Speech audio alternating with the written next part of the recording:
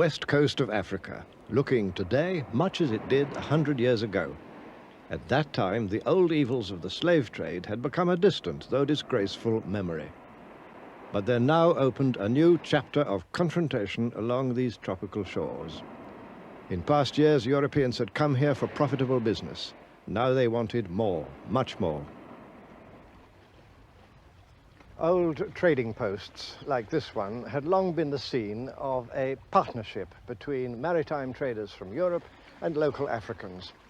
By the 1880s, that old partnership was being swept away in a dramatic change, the outcome of a new European drive for overseas empire. Industrialized countries led by France and Britain had begun to invade the Black Continent, each hoping for new sources of raw materials for its factories, new markets for its manufactures, and new positions of advantage against its rivals. This was called the Scramble for Africa. By 1914, only two countries remained outside European possession, Liberia in the west and Ethiopia in the east. Britain had seized the lion's share of control.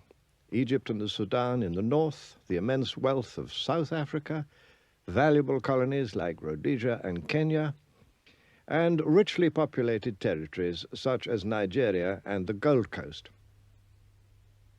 France had invaded Algeria in the 1830s. Now, after new wars of conquest, she added more colonies to her empire south of the Sahara, including the island of Madagascar.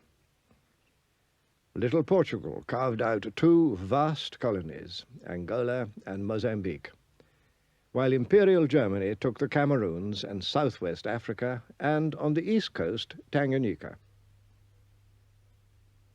The vast Congo basin fell to King Leopold of the Belgians. Italy and Spain completed the enclosure.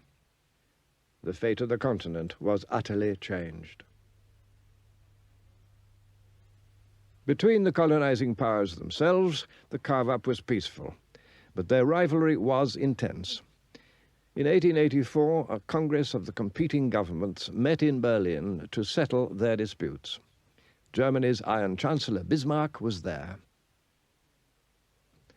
And active behind the scenes was the ambitious Belgian king.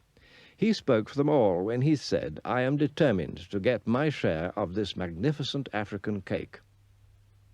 Any power that could occupy African soil could effectively claim it.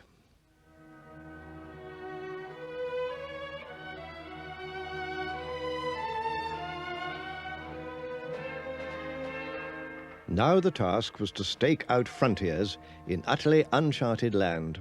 Said the French Prime Minister, "We have embarked on a gigantic steeplechase into the unknown." The British Prime Minister Lord Salisbury was to say of this period, "We've been engaged in drawing lines on maps where no man's foot has ever trod. We've been giving away mountains and rivers and lakes to each other, only hindered by the small impediment that we never knew exactly where we were."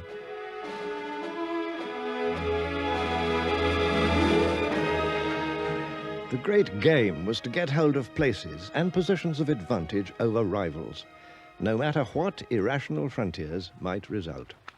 One of the most absurd cases was the magnificent Gambia River. Britain had long held Bathurst, Banjul today, and was determined to keep this river route to the interior. But France, invading from the west coast, enclosed all the territory surrounding the Gambia River in her new colony of Senegal.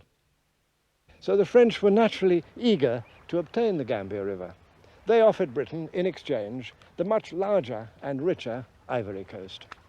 But the British Parliament insisted on keeping the Gambia, thus dividing the peoples of the region.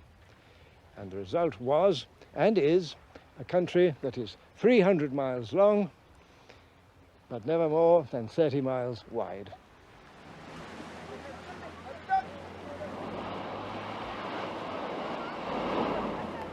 What the African inhabitants might think of this colonial carve-up was never asked. The European idea, in the words of one British governor, was to seize African territory and then, as much as possible, rule the country as if there were no inhabitants. In fact, European contempt for Africans now reached new depths, and no wonder. For how otherwise than by asserting that Africans were helpless children, lazy savages, could Christian Europe justify taking their countries away from them?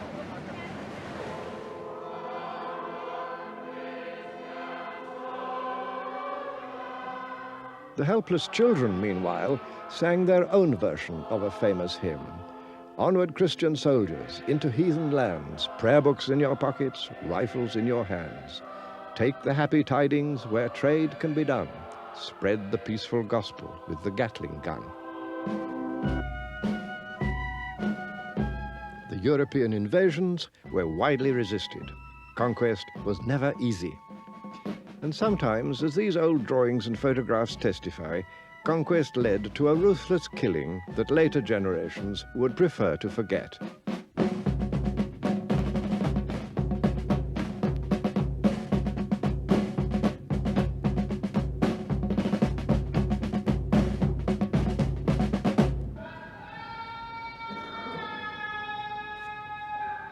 Resistance took many shapes. In French West Africa, a focal point was found in Muslim loyalties. Many heroes, still unforgotten, came on that scene. Some, like the Senegalese religious leader Ahmadou Bamba, offered the way of peace, but were still sent into exile. Others, like the fierce warrior leader Samori, fought off French attack after attack, and was crushed and exiled only after years of war. Death took many, strong or weak. With the skulls of earlier wars displayed in their capital, Kumasi, the powerful Ashanti nation ruled over most of modern Ghana. Led by their kings, who had the title of Asantehene, they'd long defended their country against Britain, but now they desperately wanted a peaceful settlement. In 1895, fearing a disastrous war with Britain, King Prempeh made a strong bid for peace from his palace here at Kumasi. He offered the British the right to establish in Ashanti a chartered company with all the concessions, the privilege that such a company could possibly desire. But it wasn't enough, for the British now wanted territorial possession as well as privilege. The Ashanti nation had already fought long, hard battles against the British. But this time, in 1896, they decided to surrender.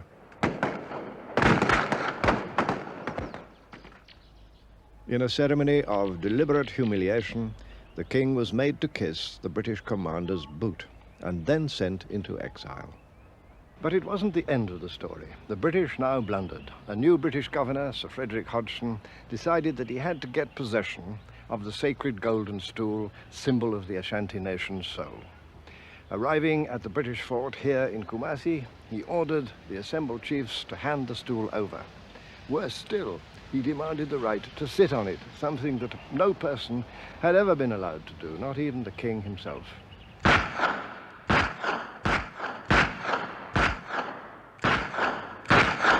To Hodgson's final insult, the Ashanti replied with war. This little fort at Kumasi is what the British had built, just in case, and now they sorely needed it. The few dozen British inmates of the fort were besieged for months and had to eat rats to stay alive.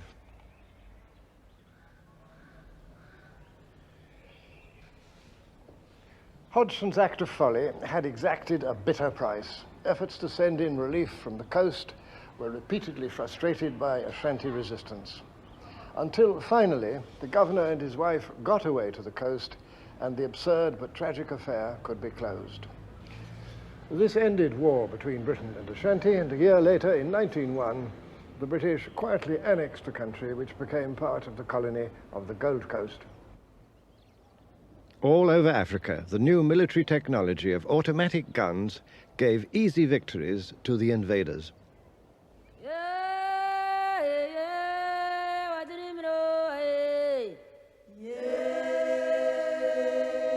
Countless resistors died.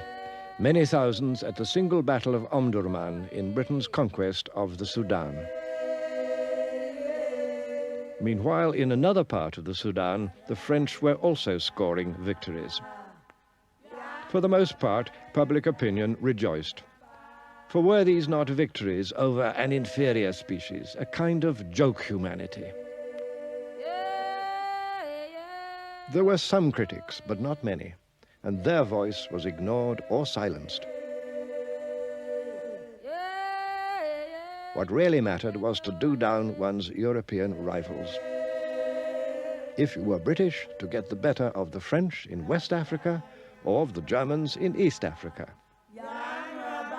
While orphans like little Uganda were left on the protective doorstep of Father John Bull. Even before 1900, there came a new source of conflict: settlers from Europe. French in the far north, Dutch and then British in the far south, and some Germans. Other settlers were attracted to the good farming land of the east, to Tanganyika, northern and southern Rhodesia, and the British territories of Uganda and Kenya. Once again, nobody asked permission. An early French governor had laid down the golden rule.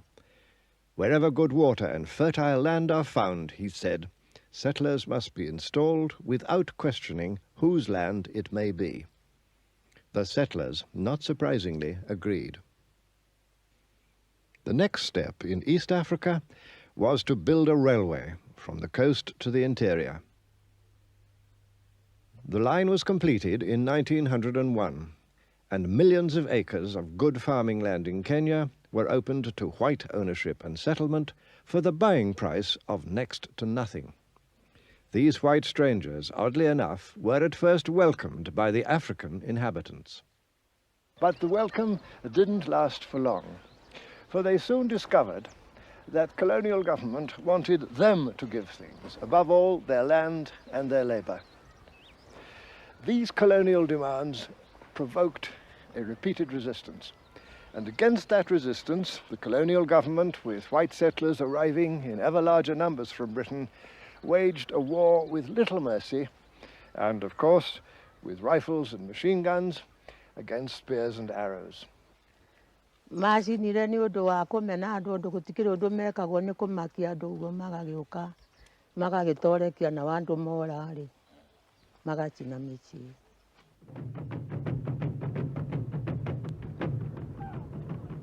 This beating down of a sometimes violent and desperate African protest was called pacification, or less politely, hammering. A British officer then fighting in Kenya kept a sadly instructive diary.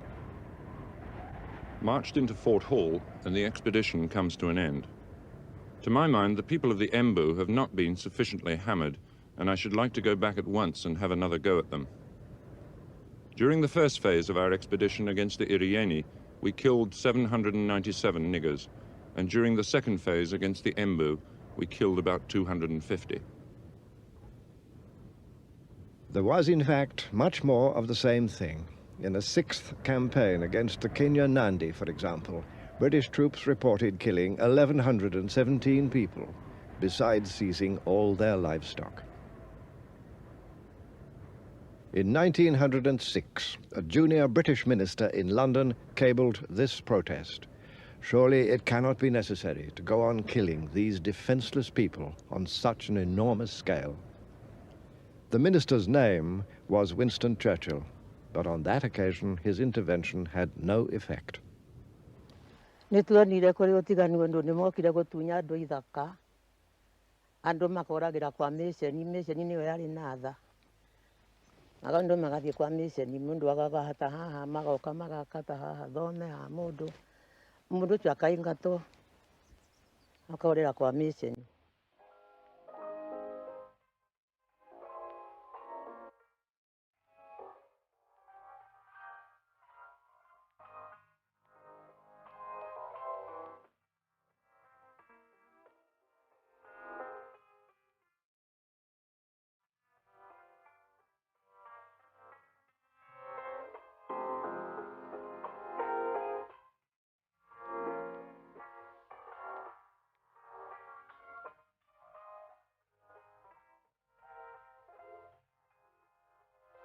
Maga kaketaka makairi gari gukwaro matana kou makairi gakiuge gatwika ni kia muthungu mwana mari kuo makaingatwo makorera kwa mission.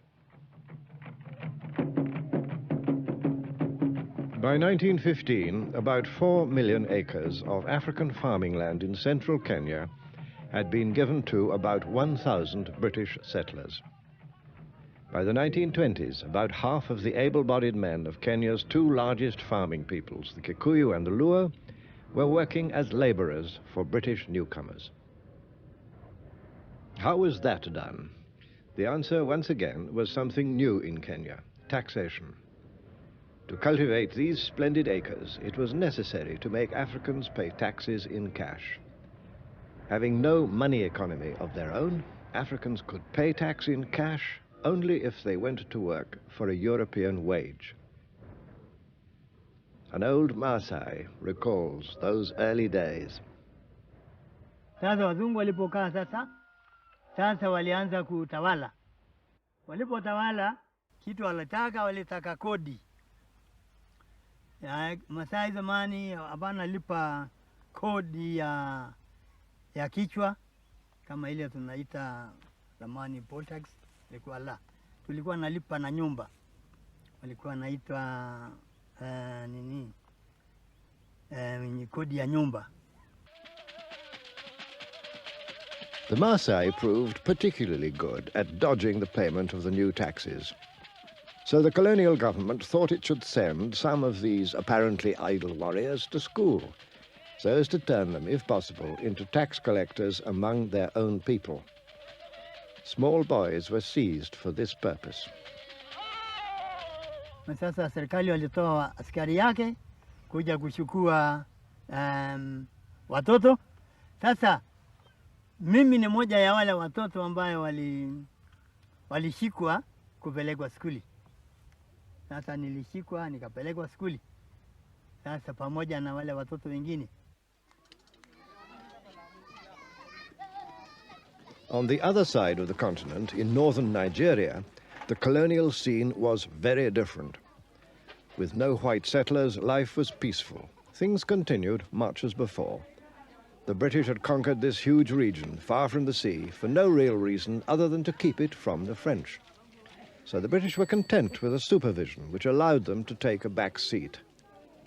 Under the direction of Lord Lugard, this was called indirect rule. This was the residence of the British official who governed the northern Nigerian province of Kano. Indirect rule meant ruling through local kings, in this case the local emir, who after defeat accepted British overlordship. On condition that nothing was done to modernize or democratize the conquered system, indirect rule was cheap and highly effective. Local kings and princes kept the peace and law and order in their own interest, as well as in that of the British. Both sides at the top had much to gain. So kings like this one, the Emir of Katsina, were able to stay in power and even add to their personal privileges.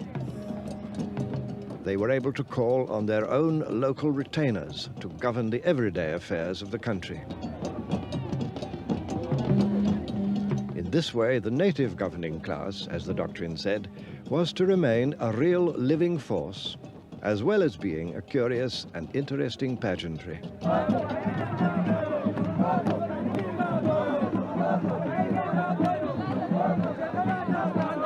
ceremonies are the same as 1,000 years ago. There were kings in northern Nigeria when Richard Lionheart set out on crusade. Today, he and all the emirs of northern Nigeria play their part as subjects of the King of England. But their subjects still show their loyalty as in the days when Katsina was warring with her neighbors.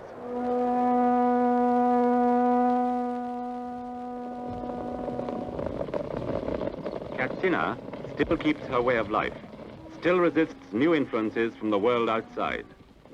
In short, no modernization of any kind, and therefore big problems for the future. I talked to Nigerian professor Obaro Ikeme. For the larger part of Nigeria, British rule did not mean anything for many years. In other words, although at the centers of administration, there was a change which could be seen by the people and felt by the people. In the outlying areas, life went on as if the British did not exist. If you take Lugard's own particular area, the north, for example, the seat of the emir and the seats of the district heads may have felt the immediate impact of the British presence. But the villages were ordered and run just as before, with one important difference though, taxation, that the people had to pay tax to a new power. The British built up a corps of Africans who became known as native administrators, developed some commitment to the system. The salaries were comfortable. They had power, which they used to enrich themselves at the expense of their followers and their subjects. Consequently, the British were able to succeed largely by developing a core of people who became partners with them. British officers, headed by a resident, are there in every emirate to advise and assist the emir and his ministers in their day-to-day work. And each month, the resident presides at a full meeting with the emir's council. There may be word from Nigeria's governor in Lagos, or from the colonial office in London, or the council may discuss the repatriation of pilgrims from Mecca. The dignity of the past, the traditions of Katsina are present in the council chamber. Here, once more, this time behind polite words, was the essence of colonial paternalism.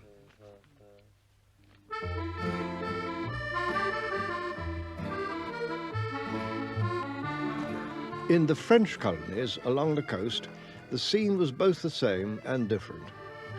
Dakar, capital of Senegal, actually the little suburb of Rufisque, a charmingly nostalgic place. Senegal was France's oldest colony in tropical Africa, and one where the French presence, like that of the British in northern Nigeria, could easily be absorbed. Generally, the French ran their colonies on much the same system as the British. But there was one important difference. The British thought that their Africans could never become anything but Africans, and certainly not British. The French idea, on the contrary, was that in the end, at some distant time, all their Africans would become black Frenchmen. The culture and the language of France were offered as the eventual supreme blessings. This idea was called assimilation. Originally, this was a generous idea, but colonial rule reduced it to little or nothing. Yet in 4 municipalities of coastal Senegal, assimilation did take effect. This picturesque island of Gorée, just off the port of Dakar, was one. Here you could go to school and even become a French citizen. But you belonged to a tiny minority. By 1926, only 48,000 Senegalese had become assimilated out of a total of 1.5 million. The Senegalese historian, Professor Cheikh Anta Diop, explains. C'est en fait certain, dans la pratique, ce n'était pas possible. Et dans la pratique, il y a eu 4 communes. Ici au Sénégal et partout ailleurs, pratiquement, c'était le système de l'indigénat. Donc, à cause du rapport numérique, la politique d'assimilation n'était pas applicable sur le terrain. One man from Gorée Island who did make it and carved out for himself a brilliant career was Blaise Diagne. Of humble origins, but Diagne became the first black man to be elected to the French National Parliament in Paris. He campaigned for black rights and began to win concessions. That was in 1914. During the First World War, an embattled France called for tens of thousands of African troops as Flanders swallowed its victims. Blaise Diagne agreed to be France's recruiting sergeant, and his African reputation vanished in the slaughter.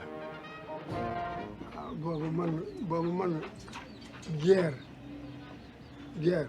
Ku la force wu doo dem ci guerre. Ku la force wu doo dem ci guerre. Dañu ma force jële ma ci suma loxin dee ak suma papa yóbbu ma. Aw ma ci sañ-sañ bañ. Aw ma ci sañ-sañ bañ moo tax ma dem. Xam nga ku la bëgg yóbbu ci guerre du la neex gannaaw xamuloo ko du la neex. France had long relied on African mercenaries, even as far back as the Crimean War. But now it was different in scale and in suffering. More than 200,000 African troops, mostly conscripts, were sent to France. And at least 170,000 were thrown into the Holocaust of the trenches.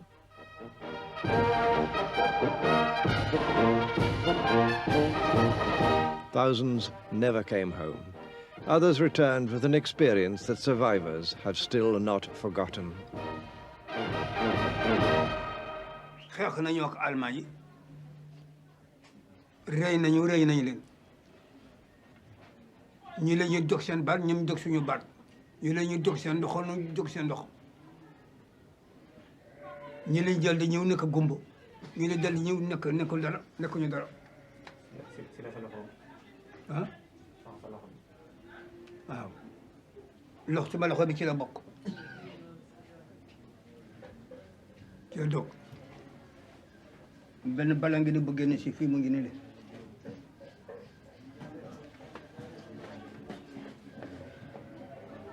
benn bal mu ngi nii bu gibi meer mu ngi nii mu ngi dal fii génn si fii mu ngi. Shoulder to shoulder, white men and black men, equal in the trenches. Were they now to become equal in the colonies? Only the monuments suggested that.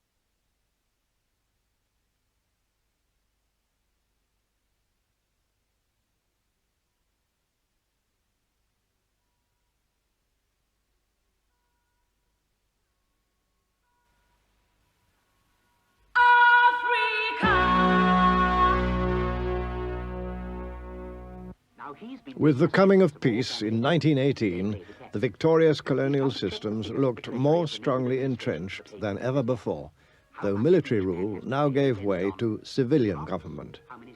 This led to a far more thorough system of tax collection to pay for the government. The linchpin of the British system was the district officer. That's where I come in. I'm the district officer in this particular area. The native authority treasurer sends his figures to me for checking against last year's figures. When it's decided what the tax is to be this year, I go off to tell the chiefs and people what they're to pay and why. That's my wife. I spend so much time doing the rounds that if she didn't come, we wouldn't see much of each other. We take our beds and everything else, as the rest houses where we spend the nights have no furniture. You know, we're very ordinary people, but the pagans still find us a bit of a puzzle with our fuss and bother. That's the local chief. We ask news of the crops and the children.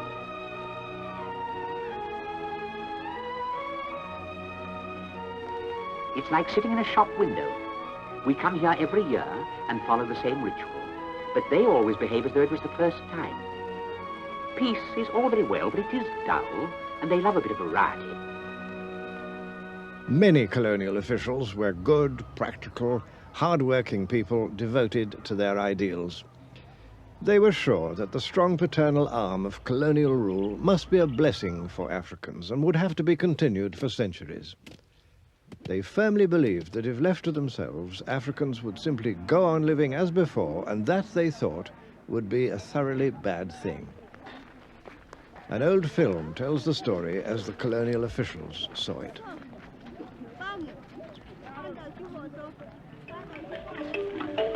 This simple life under the hot African sky was once a life of fear and uncertainty. British rule has brought peace. The enterprise of European officials and settlers and of Indian traders has opened up the country. But there is still a long battle to be fought with ignorance, poverty, and disease. In these lands, where there are so many changes to be made, much can be achieved by money and the initiative of the white man. In the more favoured colonies, those were the hopes of the 1920s, and in some respects they were fulfilled. There came the founding of the first modern hospitals, veterinary services, and other benefits of Western life. But all the money to pay for these good things had to come from Africans. So there now began a drive for the export of crops to yield cash. The cash crop era got into its stride. Groundnuts, as here in Senegal, were a crop that brought cash to farmers and to colonial purchasing companies.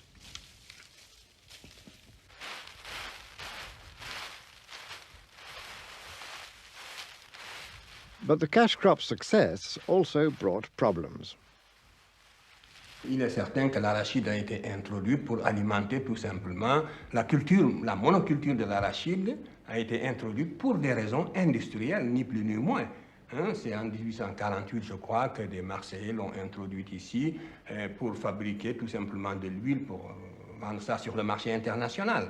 Et on a spécialisé finalement, la tendance est née de spécialiser chaque colonie en fonction de ce qu'elle pouvait produire le mieux. Et on a donc toutes les zones sahéliennes ont été spécialisées pour la culture de l'arachide, des zones comme la Guinée pour la culture de la banane et le riz, et ainsi de suite. Mais ça, c'était en fonction, non pas des intérêts locaux des indigènes, de ceux qui habitaient ces terres-là, mais en fonction des besoins en matières premières des usines qui tournaient à Marseille, à Bordeaux et en Europe d'une façon générale. So long as their crops were bought, African growers could be reasonably content. But in 1929, there began the huge and long disaster of the World Depression, and prices collapsed. Food production for local people, already badly hit because of land taken for cash crops, became a subject of major crisis. What was true of the French Empire was just as true of all the others. Here in the Gold Coast, the big cash crop was cocoa, providing the bulk of the colony's exports. The crop was grown and harvested entirely by African farmers who had to sell it to British and other foreign buying companies. These companies banded together so as to pay the farmers an artificially low price. The farmers of Ghana, then the Gold Coast, nonetheless worked so well that they became the world's biggest producers of cocoa, and so of chocolate, which Africans didn't eat. But the gains were far from equally shared. The Ghanaian historian, Professor Ado Boahen. There's no doubt at all that the farmers were being cheated. The prices that were being paid for the cocoa bore no relationship to the prices that they had to pay for the imported goods. We had no say in the pricing of our own commodities. We had no say in what we paid for what was imported. This was, in fact, one of the greatest indictments against the colonial economic policies, the fact that so much emphasis was placed on a single cash crop. And we had to import rice, we had to import oil, palm oil, and so on, to feed ourselves, because so much emphasis and so much attention was paid to this single cash crop cocoa. The colonial governments were just concerned with obtaining raw materials to feed their factories abroad. The raw materials were produced by the skill and enterprise of hard-working African men and women. Yet the advertisements in Europe, deeply racist by this time, presented an insultingly different picture. At the same time, African businessmen found that the trading positions they had established in earlier times were now swept away. There's no doubt at all that before the colonial period, Africans were playing a far more important and dominant role in the economy than during the colonial period. There were many of them running their own import-export businesses. In the 1920s and 1930s, all these African merchant princes virtually disappeared from the field because the dice was so much loaded against them as a result of the colonial system. The banks were discriminating against them in the granting of loans. The expatriate firms, and particularly the Syrian and Lebanese firms, were undercutting them, and they just could not stand the challenge. And therefore, many of them simply ran out of business. And the children of these great merchant princes now became the employees of the great African capitalist companies like UAC, UTC, SUA, and so on. Colonial trading companies, British, French, Belgian, Portuguese, monopolized wholesale business with the full backing of their colonial governments. What King Leopold had called this magnificent African cake was beginning to yield its riches. Often those were painful days, but they have to be recalled by anyone who wishes to understand the problems of Africa now. The turmoil of today in the Congo or Zaire has its roots in the infamous Congo Free State of King Leopold. Here the emphasis was on the growing of rubber, and the methods used to extract it were no better than a reign of terror. Local people were forced to collect rubber under the most cruel conditions, as these old photographs show. If the rubber they collected was poor or small in quantity, men, and sometimes women too, could expect to lose a hand or foot in punishment. Terrible things were done. An official British fact-finding commission reported. The daily agony of an entire people unrolled itself in all its repulsive, terrifying details. Public opinion in Europe grew horrified. Gradually, the agonies were reduced. Yet huge damage had been done, moral as well as physical, and was going to cast a dark and violent shadow over the future of the Congo.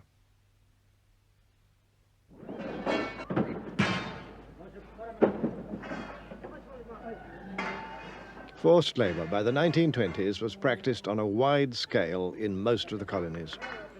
All early roads and railways were built by forced labor. Much was achieved, but the cost in life and health was sometimes catastrophic. This spectacular railway in French Equatorial Africa was built by 125,000 Africans to link the coast with Brazzaville, the inland capital. Beyond doubt, a great feat of engineering. But before a single passenger could travel on it, nearly 14,000 Africans were to die in building it. Travel in comfort came at a price. By the 1920s, the colonial railway map was complete. These lines had one central purpose: to ensure the export of minerals and other wealth, most of all from southern Africa. European mining activity for gold, copper, zinc, diamonds transformed southern Africa, thanks again to African labor acquired by the usual procedure of administrative force and taxation. Conditions were hard to bear.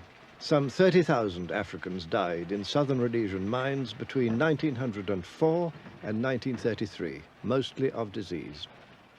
And wages at the end of that period were lower than they'd been at the start. This labor system was called Chibaro. Very old men can still remember it. Oh, kwa apana umuntu wanga chiramba. Wanga vachienda zvavo kuchibharo kuti vabata chibharo. Waitaulirwa ishe vobvisa vanhu voenda kuchibharo kubasa. Gold mining boomed. In those years of Chibaro, the southern Rhodesian mining industry produced gold worth £87 million sterling, at the cost of 20 dead African miners each week on average for 30 years.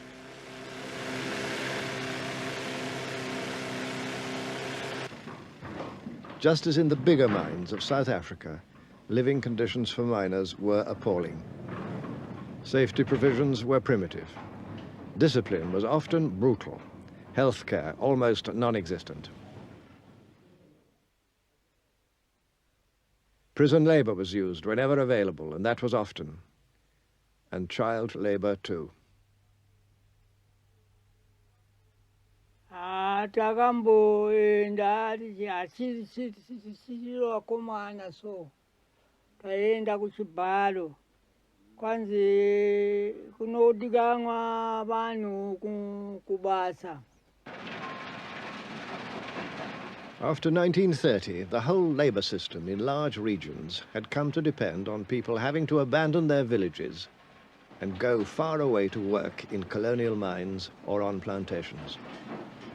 This was called migrant labor, a huge upheaval which soon began to destroy the old stabilities of rural Africa. An official British committee in 1935 reported that the old order of society was being completely undermined by migrant labor. The years ahead were going to confirm it.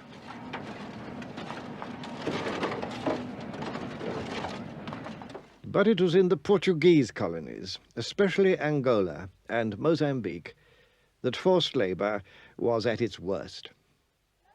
Here in Mozambique, and by brutal methods, African farmers were forced to grow cotton and to sell it at prices fixed by the colonial government. Prices kept so low that the farmers used to say of the cotton that they were forced to grow that cotton was the mother of poverty.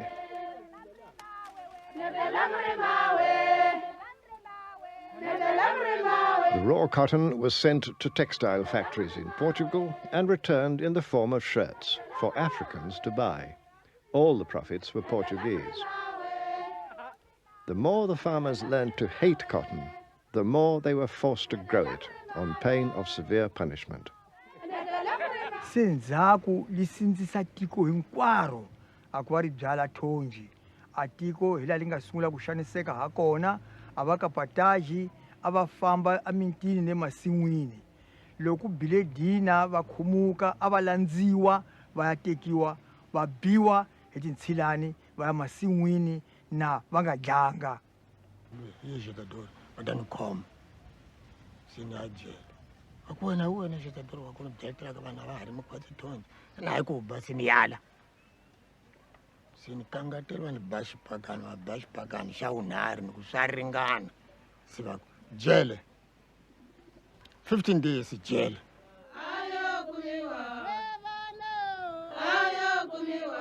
The farmers in this old film had no legal means of protest, but they could express their anger by singing anti-colonial songs in their own language. There seemed then no way out, no hope ahead. And before long, the same disaster struck here as elsewhere. Food crops disappeared, and once prosperous areas were hit by famine. Kunene tindlela tive tikulu nkama lowo hikusa aloko amutini lwangani vasati vambirhi vanharhu hinkwavo a va nyikiwa masimu ya thonji kutani athonji a li hlakuriwa kanharhu a li hlakuriwa kanharhu thonji kutani a ku nga ri na nkama wa ku tirha masimu a ku nga na nkama wa ku veni hi tirha masimu ya hina hi byala mavele leswi fanekelaka ha kona ni leswi hinkwaswo a li karhi hi tirha swona swa tifijao ni timavele ni hinkwaswo se a tindlela ti kula hi ndlela yoleyo.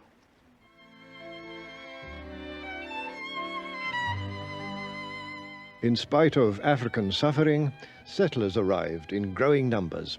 Some were political exiles from the Portuguese dictatorship. Many were poor people hoping for a better life. Sent out to be farmers, most preferred the easier life of the towns. They opened shops and businesses and aimed at the success which had eluded them at home. This actually suited the official colonial doctrine. The Portuguese dictator Marcelo Caetano laid it down in plain words. The blacks are to be organized and enclosed, he said, in an economy directed by whites.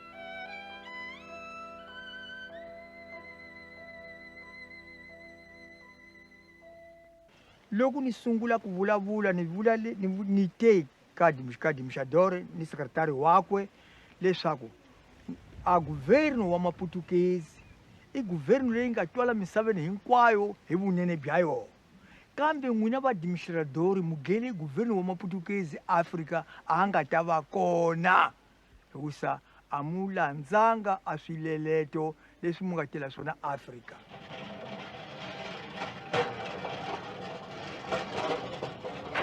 Mass resistance was to develop later, but already even the poorest and least educated Africans could see that colonial rule had much more to take than to give.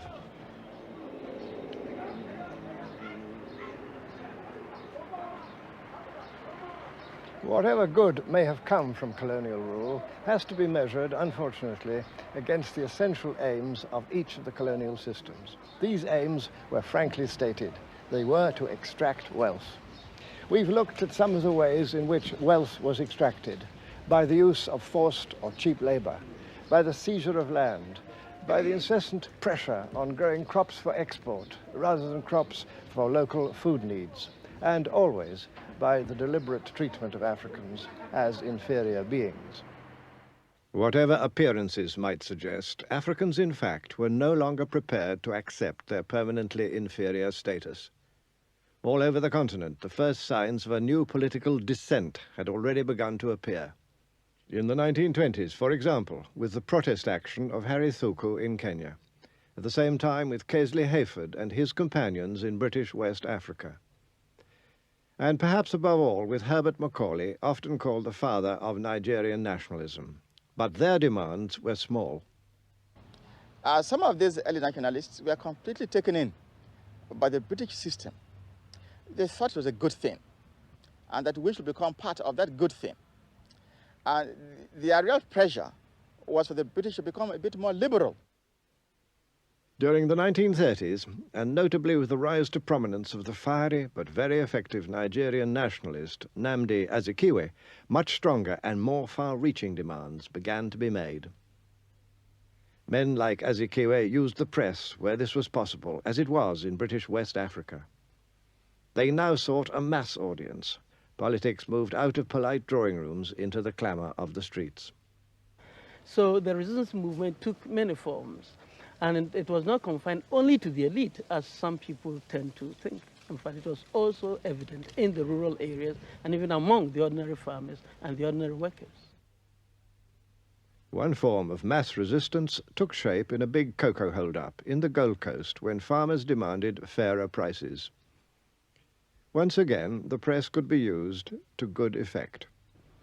But unfortunately, in the 1930s, there was never any coordination between the protests of the rural folk and the farmers and the protests being organized by the elite. And this is why the resistance movement was not very successful. But now in 1935 came a new and savage challenge to African hopes of progress. Another colonial invasion, fascist Italy's brutal assault on Ethiopia, then called Abyssinia. No power on earth now seems able to hold up Italy's sweeping advance across Abyssinia's rain-swept mountains. Now Dessie has been captured, and from there a direct road leads to Addis Ababa. So perhaps it's only a question of time as to when the victorious Italian troops will march into the capital, and the emperor will have to sue for peace. With the colonial powers sounding quite pleased about this invasion, Italy's armies pushed on against a far weaker adversary and bombed and shelled their way to success. But Africans were outraged. For the first time, the blacks all over the world, this time not even Africa alone, but the blacks all over the world felt that they have been attacked. You know, Ethiopia and Liberia were the only two countries in Africa that were able to maintain their sovereign existence during the period of the scramble and the occupation of the continent by the imperial powers. And Ethiopia, therefore, became the symbol of hope, not only for Africa, but for all the black peoples all over. Ethiopia was looked upon as the symbol of the revival and the regaining of the independence and sovereignty of Africa. And therefore, when this invasion took place, It meant the complete snuffing out of this last beam of hope. Italy's troops entered Addis Ababa, capital of a now subjected Ethiopia. And still there came no more than verbal protest from outside powers. Yet Ethiopia's defeat, painfully confirmed when her people laid down their arms, sent out a call for action to Africans everywhere. Indeed, for some of us, 1935 now is being considered as the more appropriate date for the beginning of the modern nationalist period of African history, rather than 1939 or even 1945, because we believe that but for the outbreak of the Second World War in 1939, probably the struggle for independence would have begun from 1935 as a result of the indignation, as a result of the anger, as a result of the emotions, as a result of the strong feelings of anti-imperialism that were aroused by the Italian invasion of Ethiopia. Those feelings were aroused above all among the few who could win a modern education at schools like this one, at Chimota in the Gold Coast, where Kwame Nkrumah, future leader of the country's independence movement, had been a student. Young people began to read whatever anti-colonial newspapers they could find. Even in the midst of discouraging years, hope flourished afresh. A new generation of educated Africans, some of them trained here at Achimota, was reaching maturity.